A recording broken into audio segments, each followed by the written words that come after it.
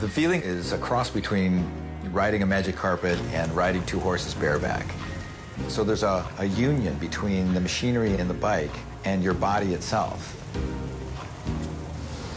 Hi, I'm Chris Hoffman, the inventor of the world's first single-wheel electric motorcycle.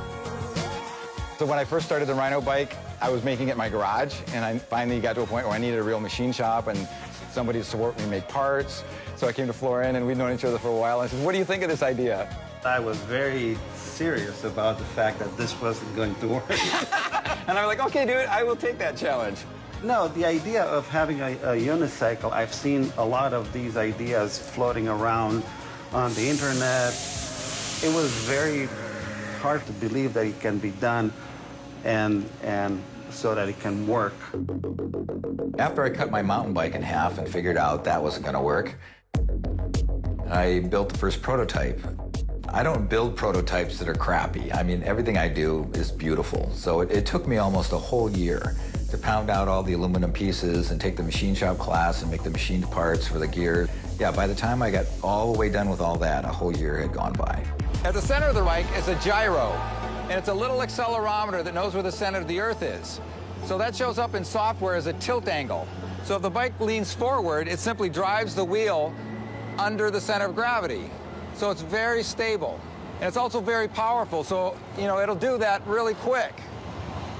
So left and right, it steers like a bike. So if I want to steer the bike, I can turn around and go on corners really tight, and it feels just like I'm riding on two wheels, but it's one wheel. We have to do something simple, because if you add two wheels and flywheels, it's just going to get too complicated and it's going to be too expensive. So the only thing we could do was add steering like on a bike, and my software guy's like, what sense does that make? It's one wheel. I'm like, let's just build it. So we just slapped some stuff together, welded this frame, put some handlebars on the front, and added this steering linkage in the back. So he puts the software into this bike, we turn it on, and I just ride off down the street, like magic. We built prototype 2 to add some level of steering, just to prove that, you know, would steering have an effect? And that prototype was what I started riding around my neighborhood because it was so much fun. But at one point, I'm riding that bike along, and the gyro came unplugged and smashed into the ground, and I ended up going into the ground pretty hard. I could have killed myself, you know, and there was a moment there where the day after I hurt myself, I'm standing in the living room of my house, and the bike is laying out in the driveway in the pouring rain because the neighbors brought it home. And I asked myself that question, you know, do I want to continue to do this?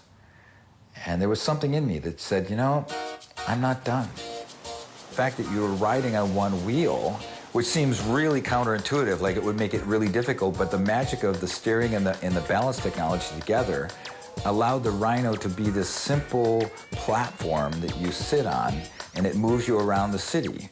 You're able to put your feet down on the ground when you're stopped, so my hands are free.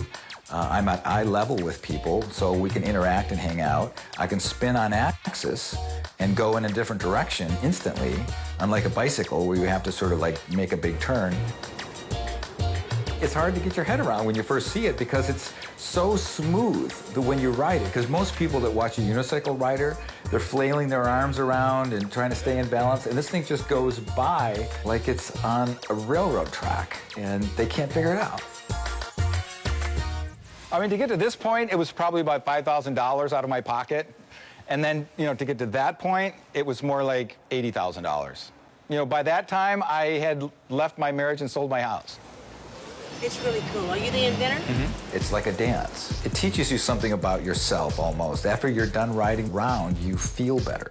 It's kind of euphoric, kind of exciting as you move through an urban landscape and find your destination. I look for emerging technologies that will change our lives.